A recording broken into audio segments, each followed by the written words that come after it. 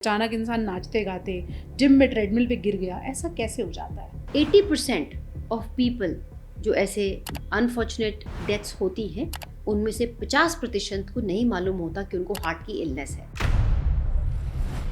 जैसे कि आपको लगता है कि जब मैं चलता हूँ तो मुझे सीने में भारी होता है, do not wait, seek a cardiologist opinion. किस एज में टेस्ट कराएं और कौन से टेस्ट कराएं? जो एज है अपने ब्लड प्रेशर को टेस्ट कराने की, शुगर को टेस्ट कराने की, वो सब इंडियन कॉन्टेक्स्ट में रीडिफाइन हो रही है। क्या घर का खाना भी हानिकारक हो सकता है? यस, हमारा खाना बहुत ज़्यादा है, हम बहुत ज़्यादा खाते हैं, हमें डायबिटीज़ हो जाती है, ब्लड प्रेशर हो जाता है। लोगों को लगता है कि मैं नमक खा लूँ फिर मैं बीपी की दवाई खा लूँ। नो, हम मीठा कम खाएं, कंट्रोल खाएं। कम की परिभाषा नहीं है कोई। आपको मीठा खाने की ज़रूरत नहीं है, क्योंकि आपके खाने में क्या महिलाओं को पुरुषों के मुकाबले कम दिल की बीमारी का खतरा होता है? महिलाओं ने खुद सिगरेट पीकर, अल्कोहल लेकर ओबेसिटी, ब्लड प्रेशर, डायबिटीज का वो प्रोटेक्टिव इफेक्ट ऑफ हार्मोन्स खत्म कर दिया है।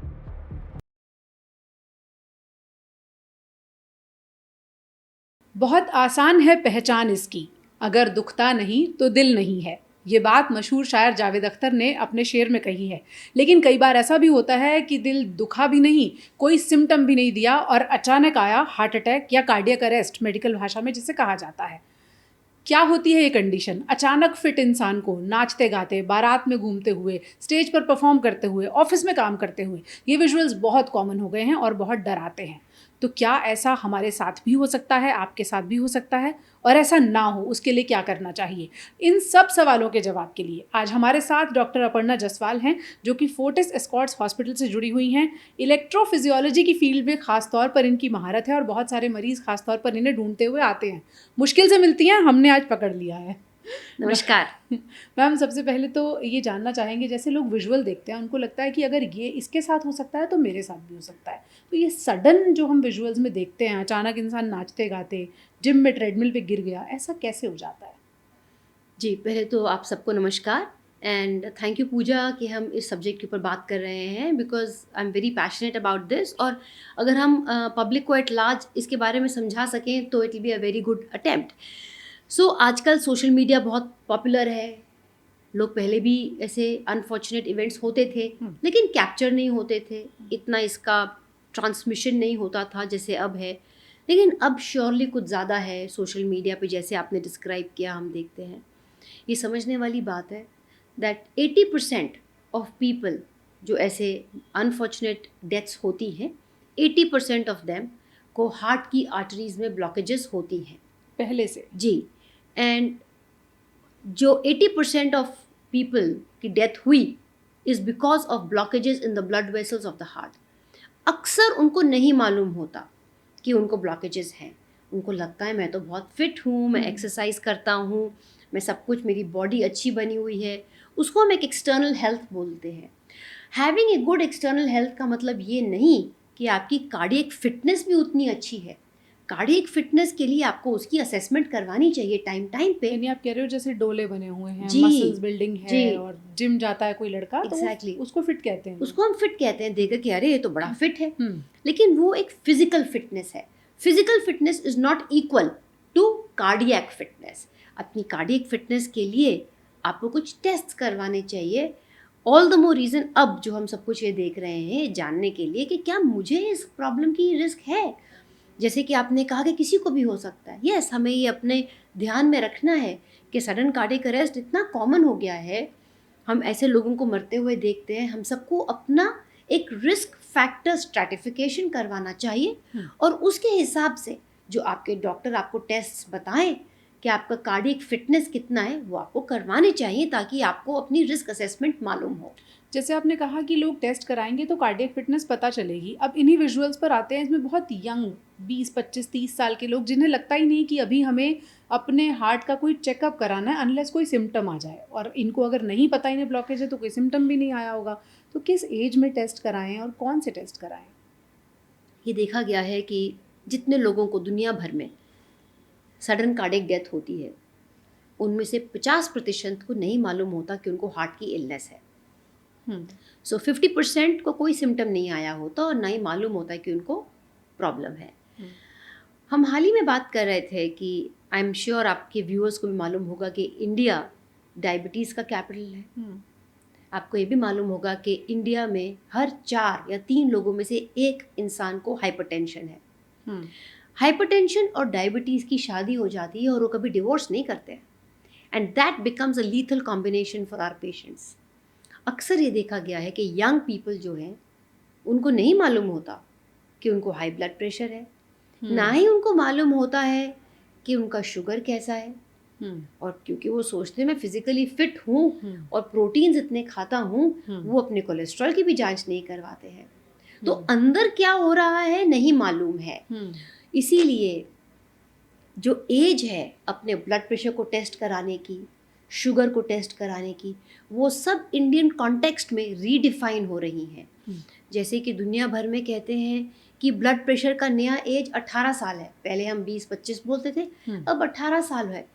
लेकिन अगर आप बच्चे वाले डॉक्टर से, पीडियाट्रिशियन से बात करेंगे, वो आपको बताएंगे कि अब हर टाइम जब एक बच्चा आता है 10 साल से ऊपर है, उसका बीपी चेक करते हैं। 13 साल के बच्चों में हम हाई ब्लड प्रेशर जानते हैं, जो पहले नहीं था। डायबिटीज़ आने लगा है। एक बच्चों में जो डायबिटीज़ आती है उसको हम कहते हैं इंसुलिन डिपेंडेंट डायबिटीज़, और जो अडल्ट्स में आती है उसको हम कहते हैं टाइप 2 डायबिटीज़। ये देखा गया है कि टाइप 2 डायबिटीज़ जो अडल्ट्स में आती थी, अब 15 साल के बच्चे में आ रही है, जो कि मेजरली लाइफस्टाइल की वजह से एग्जैक्टली जो कि लाइफस्टाइल की वजह से है। So this whole disease process has been redefined. So we have to look at the risk factors very aggressively. तो हमें लगता है कि मैं तो सिर्फ 25 साल का हूँ, मुझे नहीं हो सकता, लेकिन अच्छा रहेगा अगर आप अपने नंबर जाने। नंबर क्या नंबर जाने? अपने ब्लड प्रेशर का नंबर जाने, अपने ब्लड शुगर का नंबर जाने, अपने कोलेस्ट्रॉल का नंबर जाने। ये जानिए कि गुड कोलेस्ट्रॉल, बैड कोलेस्ट्रॉल किसे कहते हैं, और उनके ऊपर हम काम करें। क्या चीज़ें हैं जो किसी भी इंसान में दिल की बीमारी के खतरे को बढ़ाती हैं, जो डे टू डे लाइफ का हिस्सा होती हैं लेकिन लोग समझते नहीं हैं? जी, तो युवाओं के लिए सबसे इम्पोर्टेंट और सबसे अहम मैं कहूँगी स्मोकिंग। हमें ये याद रखना है कि हम एक बहुत पोल्यूटेड एनवायरनमेंट में रहते हैं। कुछ ना करते हुए भी, जैसे आप और हम स्मोकर नहीं हैं, फिर भी अनफॉर्चुनेटली हम एयर लेकर जा रहे हैं जो कि कहते हैं कि is equivalent to being a smoker. तो मैं यंग चिल्ड्रन को ये कहूँगी कि quit smoking, do not go towards smoking, because smoking एक ऐसी चीज़ है कि हमारी बॉडी की सारी आर्टरीज को इंजर करती है। तो एक ये है। दूसरा है कि आपको एक्टिव रहना है। अगर आप अपनी लाइफ में एक्टिविटी को इनकॉर्पोरेट करेंगे, अपना वे ऑफ लाइफ बनाएंगे, आप अपने आप को लाइफस्टाइल डिजीज से बचाएंगे। तो ये नहीं कि आप अपने ब्लड प्रेशर को देखिए, डायबिटीज़ को देखिए। अगर आप एक्टिव रहेंगे, ऑटोमेटिकली आपका ब्लड प्रेशर कंट्रोल रहेगा, नहीं आएगा, आपका ब्लड शुगर कंट्रोल रहेगा, आप ओबीज नहीं रहेंगे, आपको स्ट्रेस इजी मैनेज कर पाएंगे, आपका कोलेस्ट्रॉल अच्छा रहेगा। So I think they are very simple tools, और एज पेरेंट्स हमें अपने बच्चों को बचपन से ही इनकलकेट करना चाहिए कि इनको एक वे ऑफ लाइफ करिए। जैसे कि मैं कहूँगी नीदरलैंड्स है। नीदरलैंड्स में अगर आप जाएं तो कंट्रीज ने एक पॉलिसी बनाया है कि बाइसिकल टू वर्क, इसलिए नहीं कि लोग अफोर्ड नहीं कर सकते, इट इज़ ए अटेम्प्ट कि आपकी पॉपुलेशन हेल्दी रहे। India is on the brink of a very bad burst of health care, because हमारे young people are at risk, और India is a young country. So एक change लाना बहुत ज़रूरी है, एक मेंटल चेंज लाना बहुत ज़रूरी है कि मुझे एक्सरसाइज ज़रूर करनी है। आपने कहा 20-25 साल की उम्र में आप अपना ब्लड शुगर, ब्लड प्रेशर उसको चेक रखें, कोलेस्ट्रॉल चेक रखें। उससे ज़्यादा के टेस्ट कराने की ज़रूरत किस उम्र में आती है? जी, तो अगर आपके पेरेंट्स को हार्ट की डिजीज़ है, आपके पेरेंट्स को लाइफस्टाइल डिजीज़ेज़ हैं, आप 25 साल के हैं और आप जानते हैं कि आपका ब्लड प्रेशर बढ़ा हुआ है, आपको डायबिटीज़ भी हो रही है, और आपको कुछ सिम्टम हो रहे हैं जो आपको अनयूजुअल लगते हैं, चाहे आप वो 25 साल के हो, चाहे वो 20 हो, चाहे 30 हो। अगर आपको सिम्टम्स हैं जो अनयूजुअल हैं, जैसे कि आपको लगता है कि जब मैं चलता हूँ तो मुझे सीने में भारी होता है और मुझे रुकना पड़ता है, या मैं सीढ़ी चढ़ता हूँ तो सीने में भारी होता है और मुझे रुकना पड़ता है, या ऐसा कोई एहसास होता है आपको जो आपको पहले ना हुआ हो, do not wait, seek a cardiologist opinion. और अगर आपके कार्डियोलॉजिस्ट कहते हैं कि आपको एक स्ट्रेस टेस्ट करना चाहिए, जिसको हम TMT बोलते हैं, तो ज़रूर करवाएं। It is a low hanging fruit. TMT is a very simple thing, हर जगह मिलता है, करवाइए और अपने कार्डियोलॉजिस्ट से ज़रूर डिस्कस करें। जी। जो लोग घर का खाना खाते हैं उनको ये लगता है कि हम जंक फूड नहीं खाते तो ख़राब आदत नहीं है। क्या घर के खाने की आदतों में भी कुछ ऐसा ख़राब हो सकता है? जी, सबसे पहली बात तो जो लोग बाहर का खाना नहीं खाते, मैं कहती हूँ बहुत अच्छा करते हैं, क्योंकि बाहर का खाना बहुत हानिकारक है। मैं फिर से कहना चाहूँगी कि बाहर का खाना बहुत हानिकारक है। रीज़न, क्योंकि जो बाहर का खाना बन रहा है उसको अपने प्रॉफिट्स को इंक्रीज़ करना है एट एनी कॉस्ट। उसको इंक्रीज़ करने के लिए जो प्रोडक्ट्स यूज़ होंगे बहुत इन्फीरियर होंगे। सेकंड, क्या घर का खाना भी हानिकारक हो सकता है? यस। अगर आप घर पर ज़्यादा तली हुई चीज़ें खाते हैं, ज़्यादा मीठा खाते हैं, ज़्यादा चीज़ें खाते हैं, जो खाना भी बनाएं बहुत हेवी फूड्स बनाएं, बहुत ज़्यादा पोटैटोज़ खाते हैं, बहुत ब्रेड्स खाते हैं, पराठे खाते हैं, ये सब हानिकारक होते हैं। सो हम कहते हैं कि नॉर्मल पौष्टिक खाना, उसमें आता है good amount of protein, some amount of carbohydrates. So उसको मिक्स करना है। Fruits, fresh fruits and vegetables खाइए। एक मील आपका फ्रेश फ्रूट्स एंड वेजिटेबल्स का होना चाहिए। मैं ये देखती हूँ, और जैसे मेरी भी उम्र बढ़ रही है, मैं सोचती हूँ एज इंडियन पॉपुलेशन हमारा खाना बहुत ज़्यादा है, हम बहुत ज़्यादा खाते हैं। जी, हम बहुत ज़्यादा खाते हैं, तो उतना खाने की ज़रूरत नहीं है। क्योंकि हम ज़्यादा खाते हैं, हमें डायबिटीज़ हो जाती है, ब्लड प्रेशर हो जाता है, तो हमें खाना अपना कंटेन करना चाहिए। ओके। खाने में आजकल 3 चीज़ें लोग परेशान रहते हैं जिसका कभी लोगों को श्योर शॉट जवाब नहीं मिला। जैसे आपने कहा मीठा कम खाएँ, कंट्रोल खाएँ। कम की परिभाषा नहीं है कोई, तो कम कितना कम हो सकता है? लोगों को लगता है खाने के बाद एक बर्फ़ी खा ली ये तो कम ही है। बहुत बेहतर।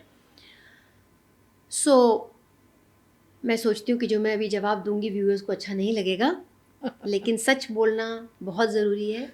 आपको मीठा खाने की ज़रूरत नहीं है, बिल्कुल भी नहीं है। आपको बिल्कुल ज़रूरत नहीं है। इसलिए ज़रूरत नहीं है क्योंकि आपके खाने में ऑलरेडी शुगर्स हैं। जो आप खाना खाते हैं, आप रोटी खाते हैं, आप फ्रूट्स खाते हैं, आप वेजिटेबल्स खाते हैं, उन सब में उतनी शुगर है जितनी आपके शारीरिक ज़रूरतें हैं। बट एक इंसान जीता है और जीने के लिए इंसान को मन करता है, तो शुरुआत में मैं सोचती हूँ ऐसा करें कि सिर्फ वीकेंड पे, पहले सैटरडे संडे पे आप आए कि हम अगर मीठा खाएंगे तो हम सिर्फ वीकेंड पे खाएंगे, सैटरडे संडे को खाएंगे, और ग्रेजुअली आप अपने सिस्टम को ट्रेन करिए कि मैं सिर्फ संडे को खाऊंगा।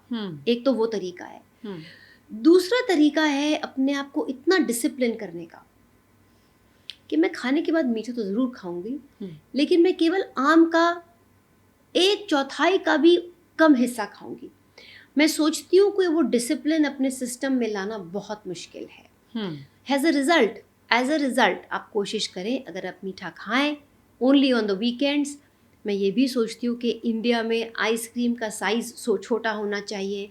मैं ये भी सोचती हूँ कि इंडिया में जो कोका कोला का बॉटल या कैन है उसका साइज़ छोटा होना चाहिए, क्योंकि हमारी जो फिज़िक है, हमारी जो फिज़िकल बॉडी है, उतनी शुगर एब्जॉर्ब नहीं कर सकती। That is why we are the diabetic capital. मीठे को लेकर आपने कड़वा लेकिन सच्चा जवाब तो दिया है।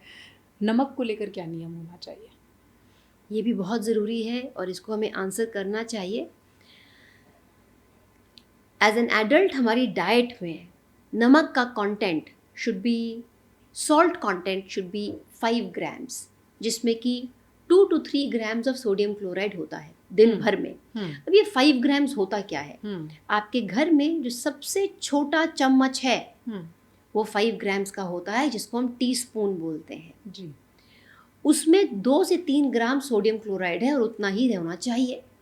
आप ये आश्चर्यजनक होंगे कि हमारे घर में जब कुक आके खाना बनाते हैं, जब दाल बनाते हैं तो उसी में शायद 2 चम्मच नमक डाल दिया जाता है, सब्जी में 3 चम्मच। और हम नमक की मात्रा बहुत ज़्यादा खाते हैं। लोगों को लगता है कि मैं नमक खा लूँ फिर मैं बीपी की दवाई खा लूँ। नो, नमक को पहले कंटेन करिए। और उसका भी मैं एक सोल्यूशन हमेशा बताती हूँ कि अगर आप मील खाते हैं अपने ब्रेकफास्ट, लंच एंड डिनर, आप कोशिश करिए कि आपका एक मील नमक के बिना हो।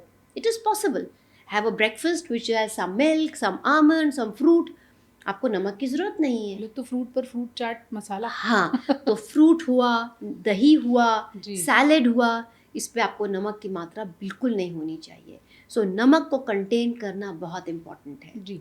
अब आते हैं घी तेल पर। जी। उसको लेकर लोग कंफ्यूज रहते हैं। अब मार्केट में बहुत सारे ऑयल्स हैं और इंडियन कुकिंग सिस्टम में भी बहुत सारे ऑयल हैं। How to choose your oil?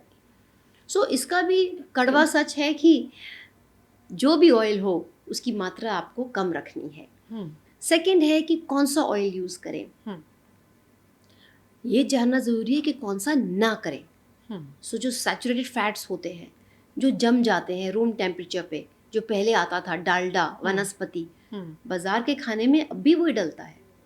तो डालडा वनस्पति वो तो आपको यूज़ ही नहीं करना है। बिस्किट्स में भी वही डलता है। एब्सोल्युटली, बिस्किट्स में वही डलता है, रस्क्स में वही, केक्स में वही। तो वो टेस्ट देता है आपको, तो वो नहीं खाना है। कौन सा ऑयल? ऑयल की मात्रा कम रखें। जैसे कि आप सब्जी बनाएं तो मस्टर्ड ऑयल में बनाएं, दाल में तड़का लगाएं तो घी का तड़का लगाएं। आप कभी अगर आप सैलेड बनाएं तो उसके ऊपर आप ऑलिव ऑयल डालें। अगर आप सब्जी बना रहे हैं, मस्टर्ड ऑयल नहीं यूज़ कर रहे हैं, तो आप सफोला का ऑयल, सनफ्लावर ऑयल या canola oil, flaxseed oil use कर सकते हैं। So you should have a mix of oils. Oil की मात्रा कम रखें। दिल की बीमारी जब होती है मैम, तो कोई ना कोई तो सिम्टम ज़रूर देती होगी, कोई वार्निंग साइंस देती होगी। लोग उनको कैसे पहचान सकते हैं? एंजाइना एक टर्म हम अक्सर सुनते हैं, वो क्या होती है? जी, तो दिल की वार्निंग अक्सर आती है बट हम उसको नज़रअंदाज कर देते हैं एसिडिटी कह करके। सो एंजाइना एक ऐसा सिम्टम है जो हम सबको जानना चाहिए। वो ये होता है कि आपके बिल्कुल सीने के बीच में जब आप चल रहे होंगे ऐसा महसूस होगा कि किसी ने पत्थर रखा है, और वो पत्थर सीने के बीच में है और आपके कंधों के ऊपर जा रहा है, फिर हाथ के अंदरूनी पार्ट पे आ सकता है और आपके जॉज में जा सकता है। रुकने से या बैठने से या सॉर्बिट्रेट की गोली से आराम मिलना is a classic sign of angina. कुछ विमेन में ऐसे लक्षण हो सकते हैं ना आए, घबराहट हो सकती है, फटीग हो सकती है, पसीना आ सकता है, केवल जॉ में दर्द आ सकती है। ये सिम्टम्स हैं। So please draw medical attention. उस सिम्टम में आपको केवल डॉक्टर के पास जाना है, जो टेस्ट बताएं वो ज़रूर करें। जी, कुछ क्विक क्वेश्चंस आपसे ले लेती हूँ। जिन लोगों को हाई ब्लड प्रेशर है, क्या उन्हें सूनर और लेटर दिल की बीमारी होगी ही होगी? जी नहीं, ऐसा नहीं है कि ब्लड प्रेशर है तो दिल की बीमारी होगी। अगर आपको ब्लड प्रेशर है, आप एक्सरसाइज करें, ब्लड प्रेशर को ठीक रखें, दवाई टाइम पे खाएं, ऐसा नहीं है कि आपको होगी।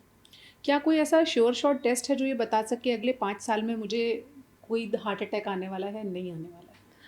तो इसके लिए एक टेस्ट है जिसको हम सीटी कॉर्नरी एंजियोग्राफी बोलते हैं। सीटी कॉर्नरी एंजियोग्राफी किया जाता है, लेकिन याद रखिएगा कम्युनिटी के लिए हम उसको नहीं कहते हैं। जो हाई रिस्क प्रोफेशन में है या जिनका हाई रिस्क है उनके लिए हम रखते हैं, but that is one test which can guide us. क्या महिलाओं को पुरुषों के मुकाबले कम दिल की बीमारी का खतरा होता है? ऐसा होता था जब वो यंग थे, जब पहले ज़माने में, लेकिन अब महिलाओं ने खुद सिगरेट पीकर, अल्कोहल लेकर, ओबेसिटी, ब्लड प्रेशर, डायबिटीज़ का वो प्रोटेक्टिव इफेक्ट ऑफ हार्मोन्स ख़त्म कर दिया है। तो अब महिलाओं को समझना है कि वो भी इक्वली एट रिस्क हो गई हैं। क्या कोई ऐसा श्योर शॉट तरीका है जो सडन कार्डियक अरेस्ट के खतरे से आपको दूर रखे? उसका एक ही तरीका है कि अगर आपको रिस्क है सडन कार्डियक अरेस्ट का, तो एक मशीन लगाएं जिसको हम डिफिब्रिलेटर कहते हैं, और आपको वो सडन कार्डियक डेथ से बचाता है। किन लोगों को ये मशीन लगानी चाहिए? जी, तो इम्प्लांटेबल कार्डियोवर्टर डिफिब्रिलेटर ऐसा दिखता है, और इम्प्लांटेबल कार्डियोवर्टर डिफिब्रिलेटर जो होता है ये इस तरह का मशीन है।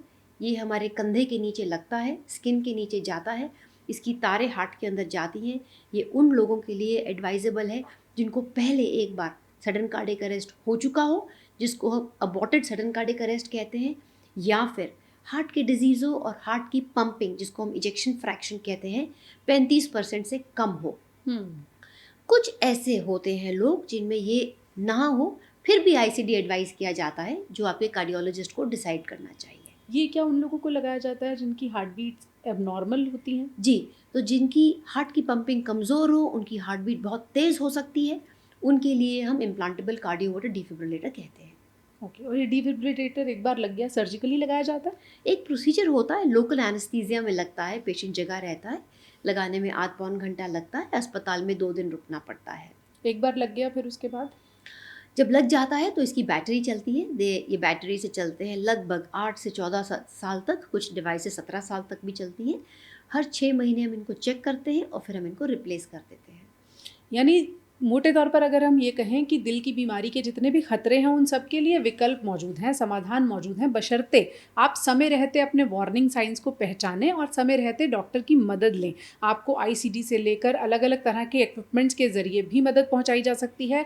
दवाओं से भी दिल की बीमारी का इलाज हो सकता है, हर बार कुछ करने की ज़रूरत नहीं होती। बहुत सारे ऐसे नॉन इन्वेजिव तरीके हैं, मिनिमली इन्वेजिव तरीके हैं जहाँ सर्जरी तक जाने की नौबत नहीं आती। वैसे डॉक्टर अपर्णा ने जो टिप्स बताए हैं, अगर आप उन्हें फॉलो करें तो दिल की बीमारी के खतरे को खुद भी काफ़ी हद तक टाल सकते हैं। पूरी तरह से अच्छा लाइफस्टाइल रहे तो बचा जा सकता है, ऐसी कोई गारंटी तो नहीं है। देखिए, गारंटी किसी की नहीं है, बट एक अच्छा लाइफस्टाइल करने से आप अपने आप को दिल की बीमारी आने से प्रोटेक्ट कर सकते हैं। तो ये एक होपफुल मैसेज के साथ आज हम आपको छोड़ रहे हैं। आपके कुछ सवाल हो तो कमेंट सेक्शन में आप ज़रूर हमसे कनेक्ट कर सकते हैं, हम उनके जवाब भी एक्सपर्ट्स के ज़रिए आप तक पहुंचाएंगे। थैंक यू सो मच, आपने इतने शॉर्ट नोटिस पे टाइम दिया। अगली बार मैं लंबे सवालों की लिस्ट के साथ आऊँगी। Thank you very much Pooja. Thank you.